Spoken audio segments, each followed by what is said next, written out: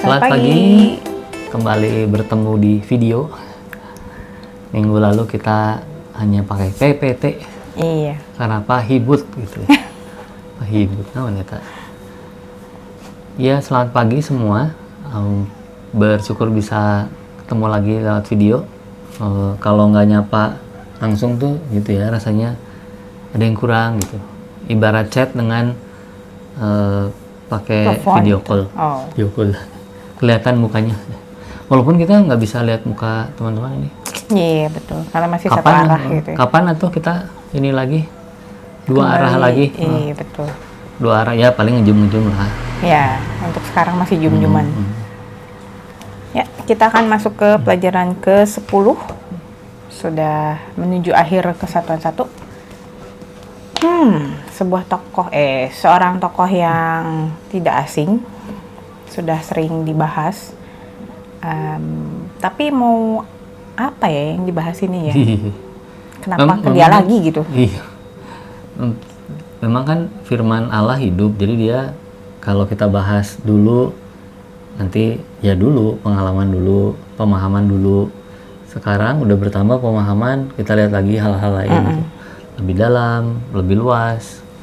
Jadi ya buat teman-teman jangan takut, karena pasti ada sesuatu yang masih relevan yang bisa kita tarik dari teladan hidup Nuh ini ya. Saya bocorin dong ya.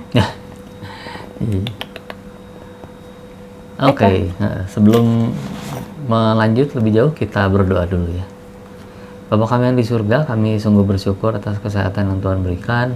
Tuhan karuniakan pada kami sekarang mau memakai apa yang Tuhan percayakan itu untuk belajar lebih dahulu firman Tuhan, belajar dari tokoh Nuh, supaya kami bisa mengambil pelajaran dari Nuh, dan supaya kami bisa melihat rencana Tuhan sebetulnya di zaman Nuh dan di zaman kami sekarang, baik kepada Nuh maupun kepada kami. Terima kasih Tuhan, sertai dengan pimpinan Roh Kudus, ampuni segala dosa kesalahan kami. Dalam nama Tuhan Yesus kami mau berdoa, amin. Amin. Oke, jadi seperti kita masih ingat ke cerita Nuh ada di Kejadian 6 ayat 9 sampai 22. Ini khususnya persiapan menuju air bah ya. Sebetulnya kalau prosesnya sebelum air bah berarti ada pembuatan perahu dulu ya, bahtera itu. Iya.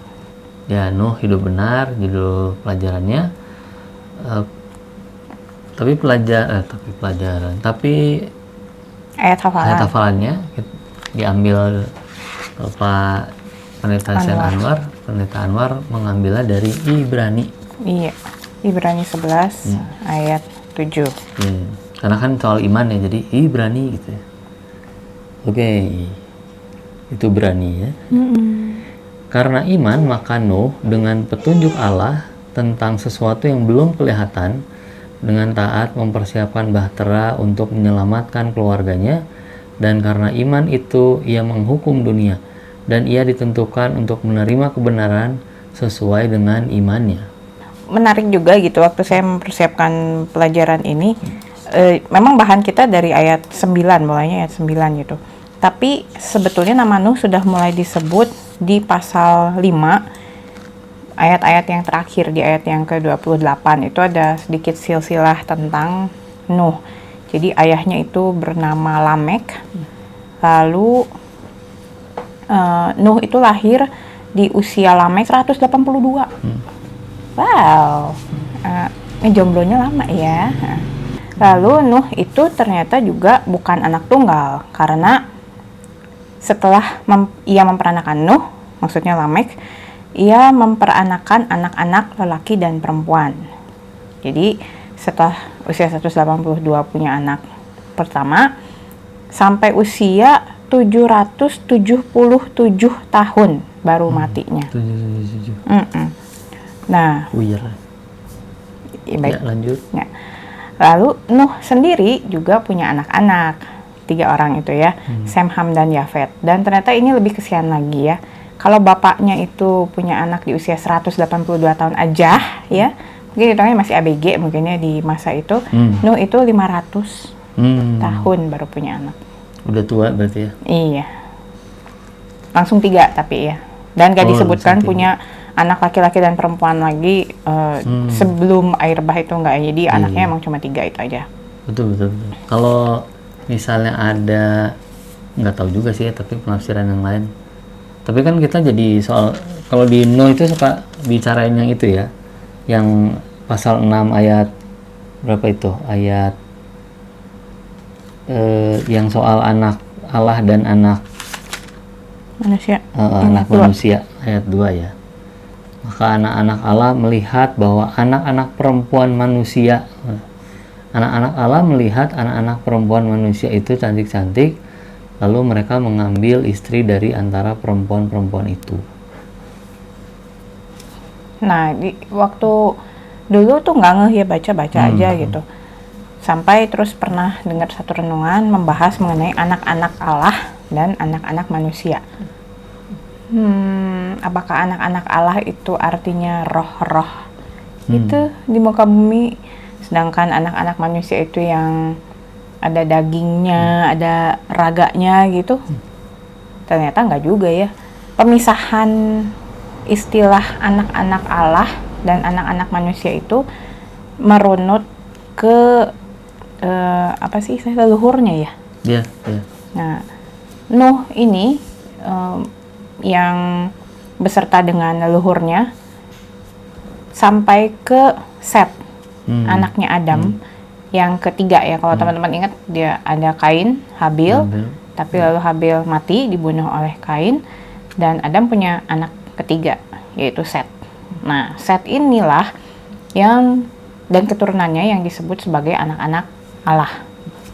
Sedangkan keturunan Kain yang sama-sama dari Adam juga sebetulnya disebut istilahnya anak-anak manusia. Jadi ada pemisahan itu bukan masalah rupanya, tapi masalah siapa bapak leluhurnya ya waktu itu. Tapi apakah kehidupan anak-anak Allah itu lebih baik, Pak? Iya, itu persoalan. Karena ternyata kehidupan anak-anak Allah yang diharapkan gitu, memang kan yang kalau lihat di pasal pasal sebelumnya, pasal 5 misalnya, itu dari keturunan Set ada penyembah itu ya. Nah, itu nggak ada di keturunan Kain. Mereka hanya mengoptimalkan kemampuan manusia mereka, dan memang Tuhan kasih di setiap manusia yang diciptakan itu ada kemampuan-kemampuan, mereka mengupayakan itu, tapi di keturunan Set lah yang memuji Tuhan, memuliakan Tuhan, dan itu membedakannya. Nah, generasi itu jadi dibandingkan antara keturunan Set dan keturunan Kain. Sampai akhirnya di zaman Nuh habis itu semua. Iya. Bahkan yang keturunan Set sekalipun habis yang baiknya gitu. Nah, itu yang mendasarkan penghukuman Allah di kemudian gitu ya, di pasal 6 sebelum pembacaan kita itu, pas ayat 9 itu, di pasal ayat 7 itu dikatakan, aku akan menghapuskan manusia yang telah kuciptakan itu dari muka bumi, baik manusia maupun hewan dan bintang-bintang melata dan burung-burung di udara, sebab aku menyesal bahwa aku telah menjadikan mereka. Jadi Tuhan menunggu waktu mereka bertobat untuk kembali pada Tuhan, tapi nggak terjadi. Jadi terus ayat 8 dikatakan, tetapi Nuh mendapat kasih karunia Tuhan. Yang lain enggak berarti. Makanya disapu bersih. Iya. Ini juga waktu baca ini saya sempat berpikir juga gitu. Tuhan itu bilang setelah yaitu maksudnya gini, dunia udah rusak. Tadi ya di ayat 1-8 dijelaskan bahwa dunia sudah rusak, anak-anak Allah nggak menunjukkan kualitas hidup yang benar yang diharapkan, sampai akhirnya Allah berkata, aku menyesal telah menjadikan mereka, sehingga Allah lalu memilih Nuh gitu ya. Nah, memang kalau di ayat 9 itu dibilang ada 3 karakter Nuh ya. Di slide selanjutnya, Pak. Nah, Yang pertama di ayat 9 itu dikatakan Nuh adalah seorang yang benar. Yang kedua, tidak bercela di antara orang-orang sezamannya. Lalu yang ketiga, Nuh hidup bergaul dengan Allah. Nah, lalu waktu saya membaca ini, dia dibantu oleh buku guru juga dijelaskan, apakah Nuh dipilih Tuhan karena dia suci gitu ya. Jadi dia manusia tidak berdosa, karena ini dibilangnya hidup benar, tidak bercela gitu ya. Menurut Alkitab juga dibilang bahwa manusia sudah kehilangan kemuliaan Allah begitu berdosa. Iya kan, waktu jatuh dalam dosa. Jadi walaupun Nuh dipuji mempunyai karakter-karakter seperti itu, tidak berarti dia lepas dari dosa. Tetap dia punya dosa. Tetapi ayat 8 yang menjelaskan Nuh mendapat kasih karunia di mata Tuhan, ya itu soal pemilihannya. Dan waktu saya pernah juga kan berpikir gitu ya, waktu Nuh bikin bahtera itu, waktu dikasih tahu itu kan bahteranya nggak kecil ya. Yes. 300 hasta panjangnya, 50 hasta lebarnya, 30 hasta tingginya, dan yang ngerjain itu cuma berapa? 8 orang. 8 orang. Bayangkan Nuh yang udah 500 tahun itu beserta anak-anaknya yang juga mungkin bukan lagi pemuda remaja gitu ya, udah di usia-usia lanjut. Remaja lah. Di masa itu ya. Enggak sih, karena udah menikah ya. Iya udah menikah sih. Oke. Nah, Parameternya kita banget ya. Maksudnya itu kan zaman dulu ya. Kita cocok. Iya, terus. Nah, lalu sempat ada yang bilang, oh mungkin Nuh mengajak orang-orang gitu ya, ayo gitu, bertobat gini gitu ya. Tapi sebetulnya kalau kita lihat lagi di dalam kitab, di ayat yang ke-18 itu, pasal 9, Tuhan bilang, tetapi dengan engkau, aku akan mengadakan perjanjianku. Engkau akan masuk ke dalam bahtera itu, engkau bersama-sama dengan anak-anakmu dan istrimu dan istri anak-anakmu. Jadi nggak ada ceritanya Tuhan menyuruh Nuh, ayo ajak orang-orang, siapa tahu ada yang masih mau diselamatkan gitu ya. Memang misi ini khusus untuk Nuh dan keluarganya gitu. Jadi sudah dipilih, betul-betul dipilih hanya Nuh dan keluarganya. Sedangkan orang-orang lain, termasuk yang disebut anak-anak Allah itu pun enggak termasuk dalam rencana penyelamatan ini gitu.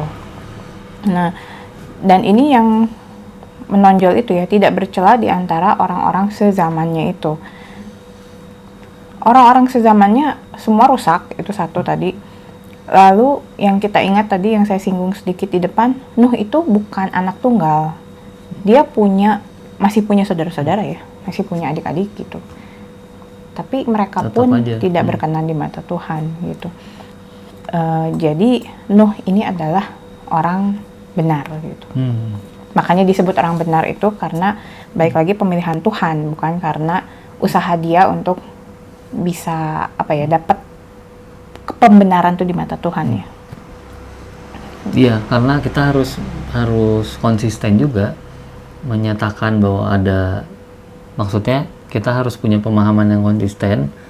Waktu Alkitab bilang di pasal ini ada kata benar, itu benar di mata siapa? Benar bisa dilakukan oleh siapa?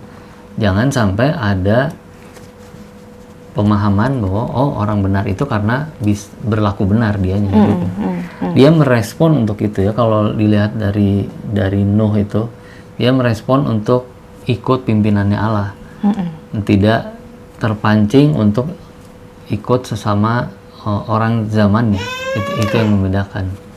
Nah, orang yang mau ikut pimpinan Tuhan itu hanya orang-orang yang percaya bahwa jalan saya hanya satunya lewat pimpinan Allah. Kalau enggak gitu. Nah, itu yang membedakan Nuh dengan orang-orang sezamannya. Yang lain masih pikir-pikir bahwa bisalah. Tapi Nuh enggak, dia hanya mau turut itu. Itu yang membedakan bahwa dari dulu sampai sekarang orang yang dibenarkan Allah itu yang mau ikut, bukan terus karena perilakunya hidup baik gitu, tapi dia nggak kenal dengan Allah secara khusus. Orang harus tahu Allah, maka dia mau Ya, ikut betul. percaya sama Allah gitu. Ya sama aja dengan kalau kita nggak percaya sama seorang teman atau apalah orang tua atau orang terdekat, pasti kita juga nggak akan ikut ya.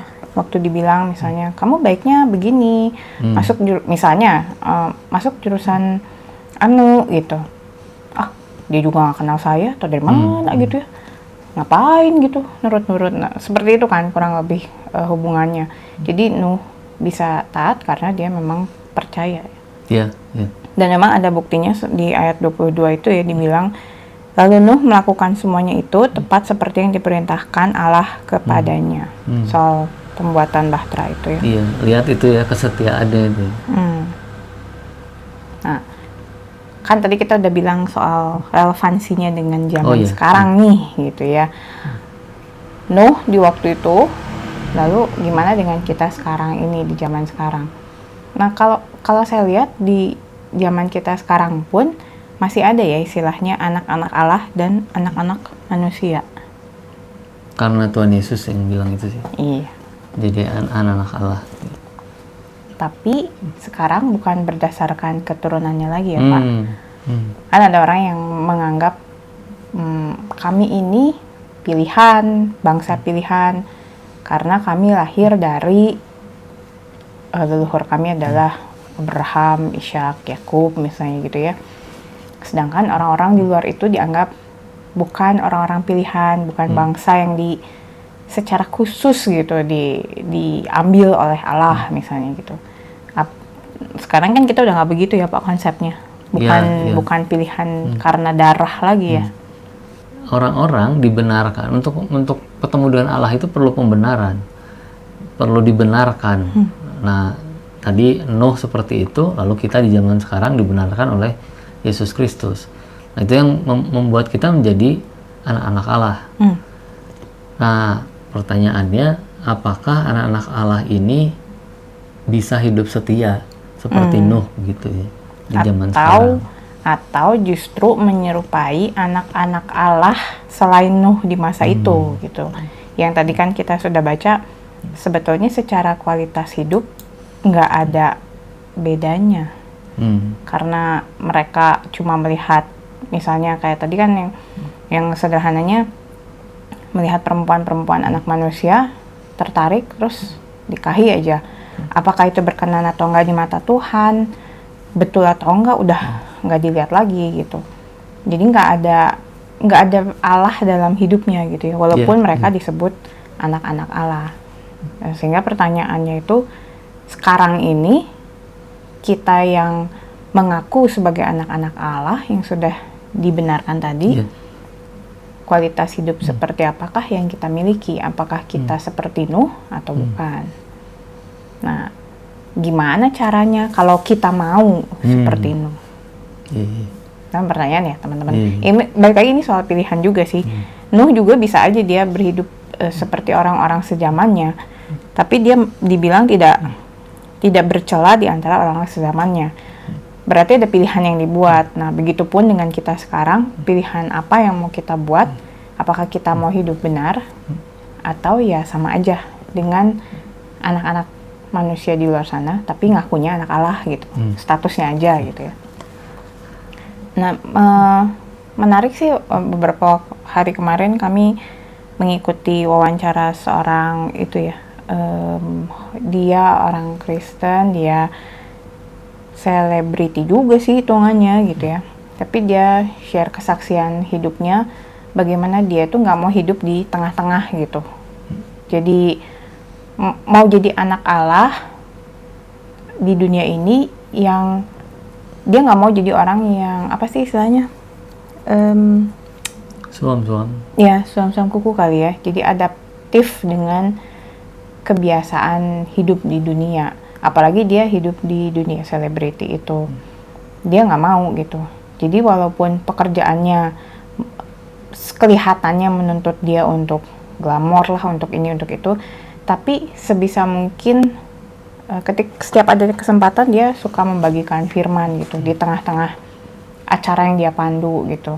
Lalu secara kehidupan pribadi juga, waktu dia bertobat itu dia beresin semuanya. Dia bilang dia nggak mau lagi ada sesuatu yang masih disimpan, entah itu masalah penyembahan berhala, ketidakkudusan dan lain sebagainya, itu betul-betul diberesin, diakui di hadapan Tuhan gitu.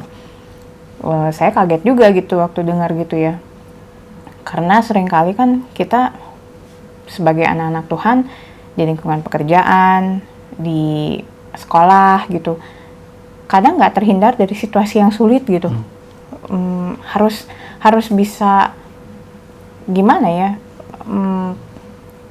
misalnya gitu, teman kerja yang lain juga ada markup-nya nih, kalau misalkan harus bikin pengeluaran misalnya gitu, atau pembelian harganya sekian di markup dikit misalnya gitu, atau bonus yang harusnya diterima cuma sekian tapi lalu pihak supplier misalnya ngasih ekstra yang nggak ketahuan kantor misalnya, kayak gitu-gitu. Apakah kita harus tolak? Apa kita harus diem-diem aja terima, ataukah kita gimana gitu? Situasi-situasi kayak gitu kan kadang seakan-akan kita dipaksa untuk beradaptasi gitu ya dengan kehidupan dunia gitu, dengan kehidupan anak-anak Allah. Nah itu buat saya sih pilihan yang bisa dibuat nih teman-teman untuk menunjukkan kualitas kehidupan anak-anak Allah itu ya Pak. Kembali ke sana. Sehingga ya balik lagi ya teman-teman, untuk bisa memilih itu, memilih hidup yang benar, ya harus seperti Nuh tadi ya, hidup bergaul dengan Allah, mempercayai Allah yang akan memberikan pimpinan pada kita. Kalau sederhananya memang kalau kita bisa menjaga relasi itu, hubungan dengan Allah itu, kata Nuh bergaul, sebetulnya lebih maknanya lebih dalam sih. Tapi kira-kira kalau kita bisa sering ngobrol sama Allah, baca firman, berdoa, itu Roh Kudus bekerja kok dalam hati untuk mendorong, jangan lakukan ini, jangan lakukan itu. Kamu tadi pagi baca firman ini, tadi malam kamu baca firman ini, tadi malam kan kamu berdoa gini, itu otomatis mengalir gitu aja. Saya dulu diingatkan juga kan, pernah kesaksian juga ya, saya berhenti rokok karena itu juga. Sering baca firman, berdoa, berusaha mengerti firman Tuhan, terus jadi terdorong untuk ini jadi satu motivasi. Wah, kalau saya bicara tentang ini, saya berdoa ini, saya baca firman ini, tapi saya masih ngerokok, oke, sekarang berarti kita harus ambil keputusan. Kira-kira gitu ya. Supaya kita bisa kenapa sih Nuh bergaul dan dia bisa dibenarkan oleh Allah itu karena kehidupannya gitu. Jadi ya itu teman-teman, memang kesannya klise ya, kembali lagi ke soal membaca Alkitab setiap hari, berdoa setiap hari. Karena memang isi ini kan begitu aja. Iya. Tapi itu bukan, maksudnya kalau dikerjakan secara sungguh-sungguh, bukan jadi rutinitas doang, menghidupi firman itu hasilnya akan berbeda daripada iya saya udah baca sih Alkitab, mungkin dari Kejadian sampai Wahyu udah bolak-balik juga udah beberapa kali, tapi nggak ada satupun yang saya kerjakan misalnya, itu kan ya bukan pelaku firman gitulah istilahnya ya. Hidupnya ya akan sama dengan anak-anak manusia tadi itu.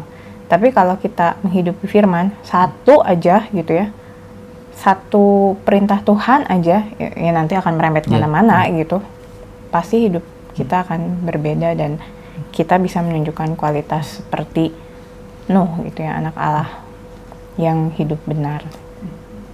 Begitu teman-teman. Jadi tetap semangat baca Alkitabnya, waktu saat teduhnya, berdoanya, karena kita akan mendengar pimpinan Tuhan juga dari sana. Gitu Pak? Begitu. Terima kasih ya sudah menyaksikan. Kita berdoa menutup. Mari kita berdoa. Terima kasih Tuhan Yesus untuk pelajaran pada minggu hari ini. Terima kasih karena Engkau terus mengingatkan kami untuk setia merespons panggilan Tuhan secara benar, sehingga kami juga bisa menghidupi firman, menjadi pelaku-pelaku firman dan bukan hanya pembaca saja.